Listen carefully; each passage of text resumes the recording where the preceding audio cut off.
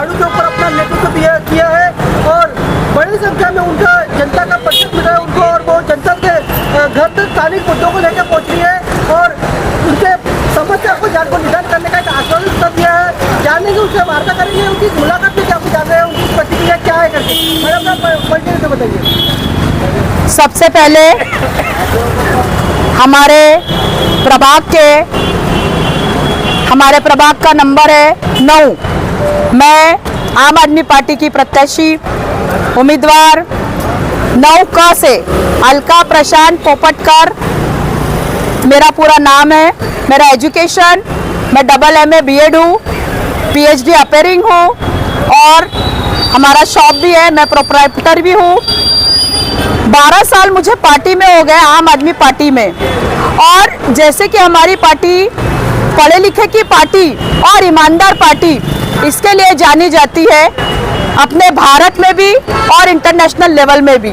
तो आज जो अपने कार्य किए हैं मेरे प्रभाग 9 की जनता के विषय में मैं कहना चाहूँगी कि प्रभाग 9 में गड्डीगुदाम, मोहन नगर, इंदौरा, बेजनबाग, मेकोसाबाग, नई बस्ती और गोवा कॉलोनी, ये सारा परिसर आता है। इसमें पूरा स्लम एरिया है।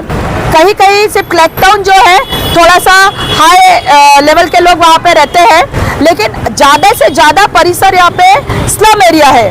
तो स्लम एरिया की जो प्रॉब्लम्स होती है वो आपको और हमको बहुत अच्छे से पता है।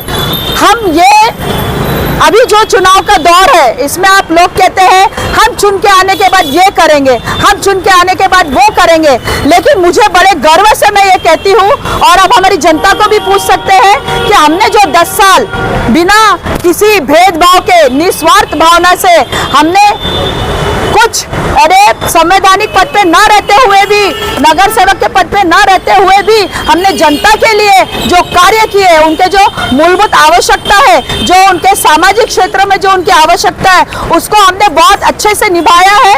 और जो चीज हमसे नहीं हो पाई उसको हमने अच्छे से पूरा प्रयत्न किया है कि हम उसको अच्छे से निभा पाए।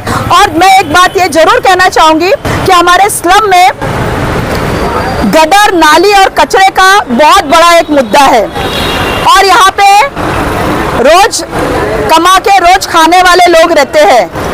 तो उनकी जो आजीविका है वो हम बिल्कुल उनके घर घर जाते हैं। तो जब हम उनसे रूबरू होते हैं और हमें उनकी जो प्रॉब्लम समझती है तो हमें ये सच में समझना चाहिए कि राजनीतिक पार्टी या राजनीति जो बनी है वो आखिरी कोने के आखिरी जो सीमा होती है उस व्यक्ति के घर घर तक पहुंचना चाहिए।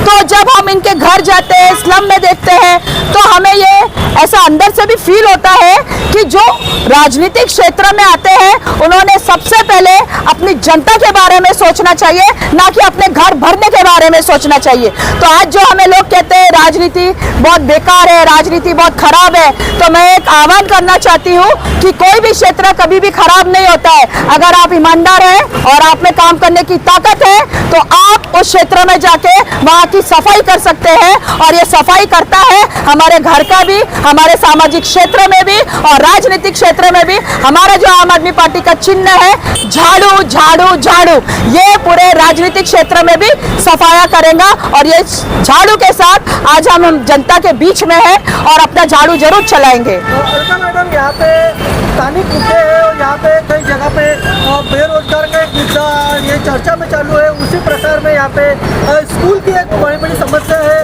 वो उनका एक मुद्दा चालू है। और यहाँ पे बड़ा एक मुद्दा है महिला सुरक्षा का एक मुद्दा चालू है। ऐसे में आप अगर महानगर पालिका के यहाँ पे नेतृत्व करें आम आदमी की पार्टी की ओर से, तो आपकी अगर आपका विजय होता तो आपकी पार्टी इस पर क्या इसके ऊपर डिसीजन लेगी, क्या इस पर स्थानिक मुद्दे पर कार्य करेगी, आप इसे बताइए। सबसे पहले तो हम आपको कहना चाहते हैं कि आपने जो मुद्दे कहा है ये पूरे नागपुर शहर के हैं और मैं पर्टिकुलर आज प्रभाग 9 से खड़ी हूँ। तो मैं आम आदमी पार्टी की पदाधिकारी भी हूँ, तो मैंने पूरे 10 साल पूरे नागपुर शहर में भी कार्य किया है। तो मुझे ये पता है कि महिला सुरक्षा बहुत इंपॉर्टेंट होती है और जो बेरोजगारी का जो मुद्दा है वो आज हमारे नवयुवक है, पढ़ाई लिखाई किए, डिग्री होल्डर है, फिर भी वो क्या काम कर रहे हैं। उनके जो उनकी जो क्वालिफिकेशन है उसके हिसाब से उनको बिल्कुल रोजगार नहीं मिल रहा है, तो कहीं ना कहीं वो डिप्रेशन में भी जा रहे हैं। तो हमारा एक जो बड़ा यूथ है उसमें वो बहुत डिप्रेशन में जा रहा है। तो हम तो जरूर ये चाहेंगे कि ऐसे महापौर जो बनेंगे या हमें संधि मिलेगी महापौर बनने का, तो जो हम हमारे नागपुर के डेवलपमेंट के लिए हम कर सकते हैं वो हम जरूर करेंगे। पहली बात है महिला सुरक्षा के लिए, तो जरूर पूरे नागपुर शहर में जो चौक होते हैं, जो स्लम बस्ती है, जहाँ तक कि बहुत क्या कहना चाहिए, जो असंवैधानिक तत्व होते हैं तो वो वहां तक नहीं पहुंच सकते, तो सीसी कैमरे उनको लगाने चाहिए। और जो स्कूल का परिसर है वहां के आसपास का क्या माहौल है वो देखना चाहिए। और ये मैं आपको स्पेशली बताना चाहती हूँ क्योंकि मैं एजुकेशन फील्ड से हूँ। हमारे गड्ढे गोदाम के परिसर में सभी बड़े बड़े स्कूल्स है, और अभी हमारा यहाँ पे तुकाराम लांजेवार एक स्कूल है, वो अभी डिस्ट्रॉय को कर दिया गया है और वहाँ पे इंग्लिश मीडियम स्कूल बन रही है। तो ये हमारे गड्ढे गोदाम के लिए भी बहुत अच्छी गर्व की बात है कि वहाँ हमारे गरीब का बच्चा कम पैसों में पढ़ेगा। और मैं और एक कहना चाहती हूँ, जो गड्ढे गोदाम चौकी है वो काफी सालों से बंद थी, तो ये महिला सुरक्षा के लिए ये बहुत बड़ा एक कदम है कि वहाँ से अगर एक पुलिस चौकी वो शुरू रहती है तो हम महिलाएं, हम रात दिन रात कभी भी हम वर्किंग वुमेन्स भी रहते हैं, तो वहाँ से जब हम जाते हैं तो हमारी सुरक्षा होती है।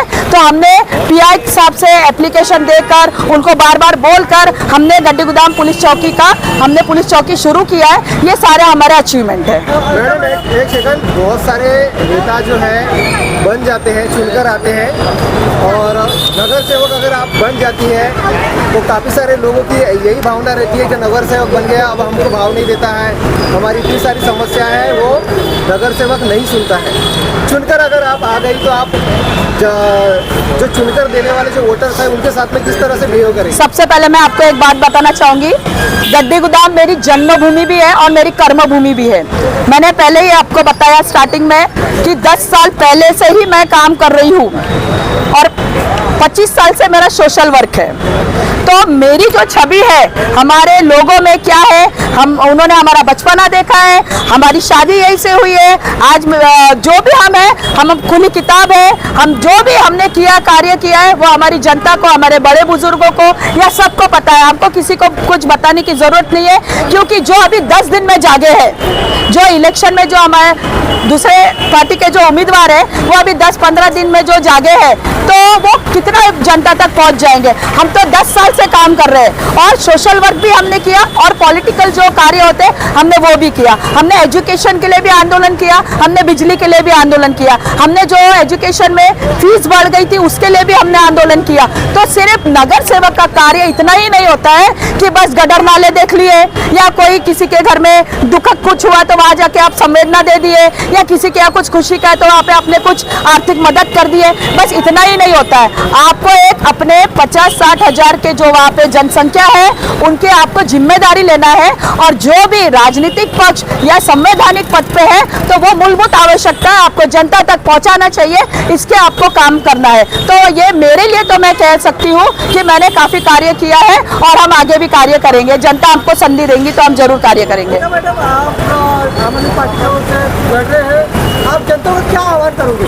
हम बस यही आह्वान करेंगे कि जैसे हमारी पार्टी दिल्ली में कार्य करी है, हम भी वही भावना से, वही आकांक्षा से, वही इच्छा से हमारे नागपुर में भी कार्य कर रहे हैं और करते रहेंगे, और जरूर हम चुन के आएंगे और हम और अच्छे से कार्य करेंगे। जनता हमारा हाथ मजबूत करेंगी तो हम पूरे शक्ति से, ताकत से अच्छे कार्य करेंगे। और जैसा दिल्ली को हमारे माननीय श्री अरविंद जी केजरीवाल जी ने वहाँ अच्छा डेवलपमेंट किया, शिक्षा अच्छा बनाया, मोहल्ला क्लिनिक बहुत इंपॉर्टेंट है, हम मोहल्ला क्लिनिक के लिए जरूर यहाँ प्रयत्न करेंगे कि गरीबों को वहाँ पे थोड़ा सा सांत्वना मिले।